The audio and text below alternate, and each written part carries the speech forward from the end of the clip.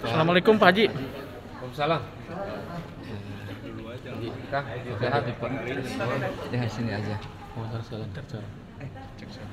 Jadi Pak Haji gimana hari ini persiapannya Pak Haji? Berarti langsung Deklarasi. Persiapan yang mana nih? Banyak Sekarang yang fokus yang mau daftar. Iya, hari ini memang berencana ingin mengembalikan formulir pendaftaran karena secara formal kan tetap harus daftar, kemudian mengisi form dan itu semua kan harus dikembalikan. Jadi formal administrasi kan tetap harus kita tempuh karena itu kan pegangan untuk kita semua. Jam berapa? Rencana habis ini makan siang, sholat, baru ke sana mungkin sekitar jam 1:30-2 di sana.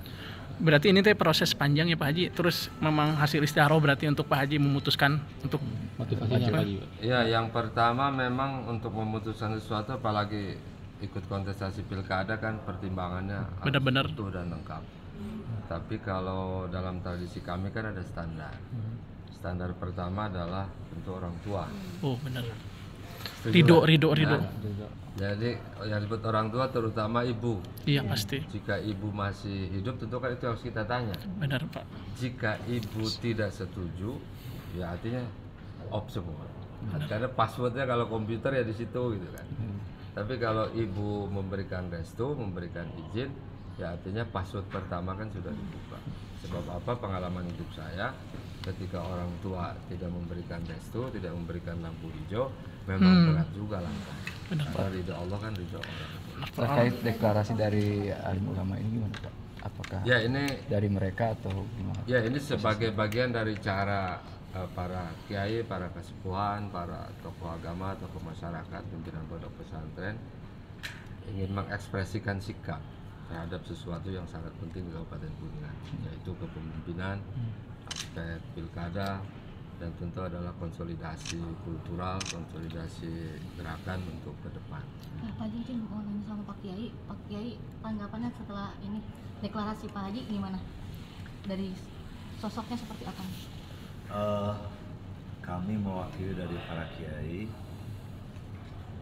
Insya Allah dan alhamdulillah beliau ini bukan sekarang aja mau calon bupati dekat dengan para kiai. Dari dulu karena ayah beliau itu salah satu pengurus PBNU. Jadi insya Allah ini menjadi catatan sejarah anak pengurus PBNU maju di Pilkada Kabupaten Kuningan. Dan terbukanya sangat terbuka ya Pak, peluangnya sangat terbuka ya. Iya, karena kami sendiri para kiai semuanya tanpa dikomando, mereka pas begitu menawarkan beliau menjadi calon bupati dan beliau siap, semuanya sudah kompak dan insya Allah para kiai ini betul-betul bekerja dengan ikhlas. Karena melihat sosok ayahnya ini adalah salah satu figur pengurus PBNU. Kalau sosok beliaunya sendiri Pak selama 2 Insya Allah alhamdulillah saya kenal dekat dan beliau juga kan salah satu ekspresinya melalui zikir. Zikir kemana-mana, bahkan salah satu pengurus dari Majelis Zikir Dzul Fakur juga yang mungkin dari pengertian zikir itu sendiri sudah apa ya, sudah membuktikan bahwa nilai agamisnya insya Allah. Ketua yang dipilih K1 ya Pak? Insya Allah K1. Ya pesan dari DPP memang begitu. Apalagi kursinya banyak ya Pak sekarang.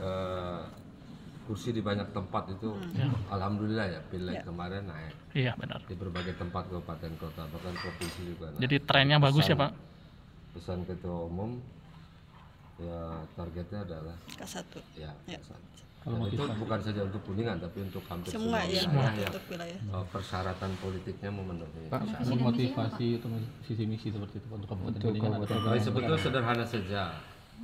Kita lihat postur Kuningan hari ini seperti apa, problem akutnya seperti apa, problem dasar besarnya seperti apa, kemudian kita cari cara pendekatan untuk memahaminya. Baru kita rumuskan langkah strategi. Saya ambil contoh yang sederhana. Ini contoh saja. Misalnya kalau melihat struktur anggaran, yang saya maksud itu adalah struktur anggaran daerah, itu kan timpang. Ya benar Pak. Timpang itu artinya ada sesuatu yang tidak balance, tidak seimbang. Karena kalau cek, kita itu hampir 80% mungkin yang mendekati.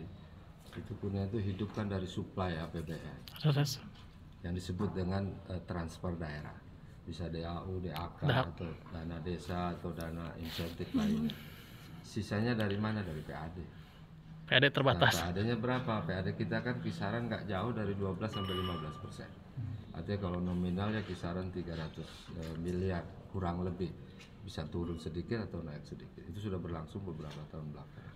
Nah kalau komposisi begini itu kan nggak bisa gerak. Ditambah lagi kalau Anda cek aspek belanja daerahnya, Tinggi terus. belanja daerah hampir 77%. Irah ngabang guna aja. Itu habis untuk belanja operasi pemerintah, belanja pegawai, listrik, bensin kendaraan, perawatan Ya, gedung, habis ke sana. macam-macam lah. Pokoknya habis untuk yang begitu. Nah, sementara belanja modalnya terbatas, ya kan? Belanja modal itu misalnya membangun jalan, itu untuk Sekolah. warga masyarakat itu terbatas sekali. Maka itu komponen yang kalau begini kan susah gerak, Pak. Benar. Akhirnya masyarakat Pak yang kemarin kan PBB ditaikin 100% kan kasihan masyarakat. Jadi solusinya seperti itu justru diambil. Ya itu kan bagian dari cara mungkin Pemda hari ini mencari jalan keluar, way out. Tapi jalan itu sebetulnya Nggak boleh gitu ya. itu jalan yang tidak boleh ada di depan. Itu adalah jalan yang paling ujung. Cerdas, paling mentok, Pak. gitu. Tapi untuk mau naikkan itu pun mestinya mendengar dulu Benar. aspirasi warga lah gitu. Ya kalau dinaikin kumaha, masyarakat mungkin tanya, kenapa harus dinaikkan begini. Jadi ada dialog, ada proses sosialisasi sebelum diambil keputusan. Oke. Anda lihat di Cirebon, kota Cirebon. Kemarin bayar orang 6,2 juta PBB. Iya. Tiba-tiba hari ini harus bayar 62 juta. Apa enggak? Iya, benar Pak. Iya kan? Nah ke depan Kuningan saya kira pilihannya satu, yaitu jawabannya tunggal menurut saya, yaitu harus membawa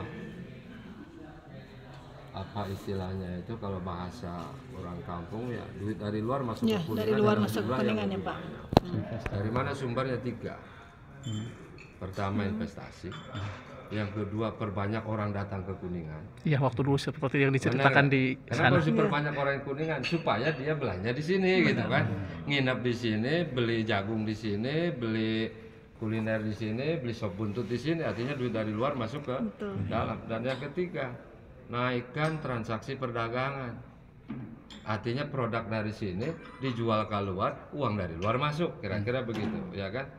Kalau misalnya Akang punya produk dijual ke Akang, ya uangnya muter di situ juga. Benar, Ya, volume tidak nambah. Ya. Kalau mau nambah ya perdagangan keluar harus dinaikkan. Artinya turunannya banyak. UMKM diperkuat, pembinaan mereka diperkuat, peluang untuk usaha diperbesar, dan keterlibatan pihak lain harus lebih didorong. Terima kasih Pak. Oke. Oke. Nuhun Pak. Seperti waktu